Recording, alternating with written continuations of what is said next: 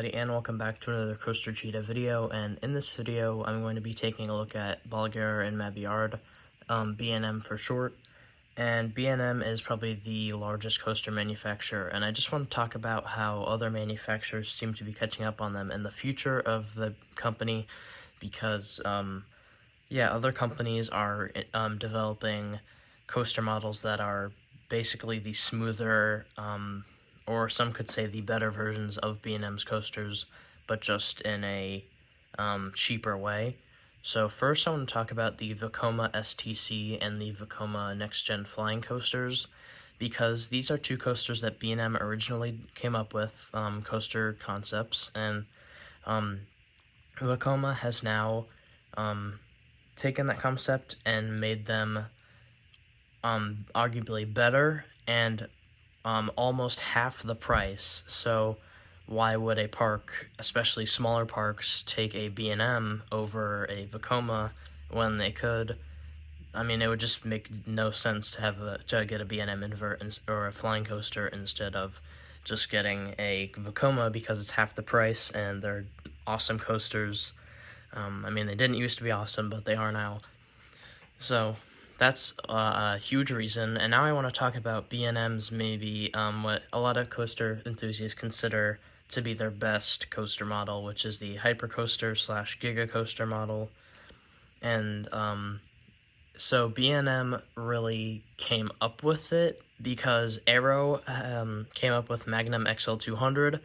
However, B&M really took that idea and made it huge, and now there are tons and tons of hypercoasters.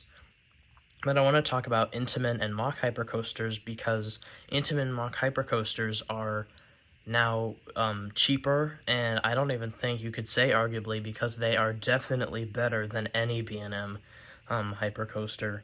So plus they're cheaper. Maybe Mach hypercoasters are barely cheaper, but an Intamin Hyper or an Intamin Giga is definitely cheaper than both a Mach and a B&M. So again, if a park can get a coaster for far cheaper than a B&M, why would they choose B&M? Maybe because they look more intimidating, but really I don't think so.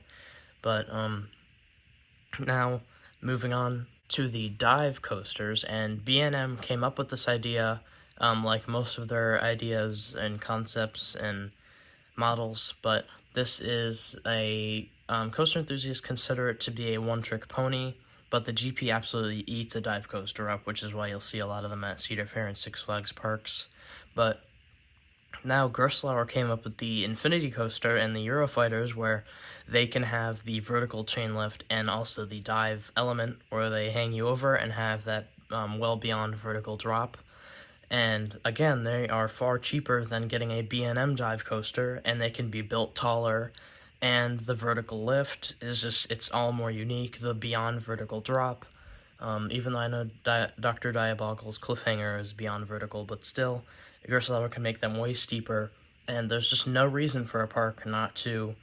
And so what I'm trying to get at with this is, if B&M could be in trouble here, because other coaster manufacturers are coming up with arguably better versions of B&M's coaster models and making them far cheaper, so why would they not?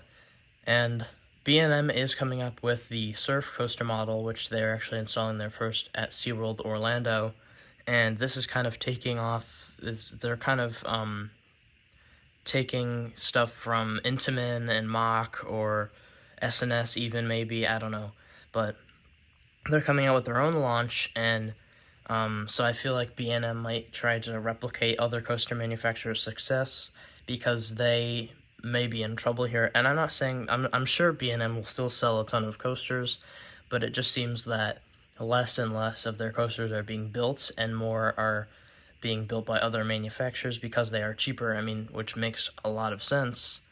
So I guess maybe when more Intamins and Vekomas start being built in the US, then that's when B&M will really start to fade out. But comment down below your opinions on the future of B&M, and just if you enjoyed the video, please like and subscribe, and yeah, I hope to see you in the next video. Goodbye.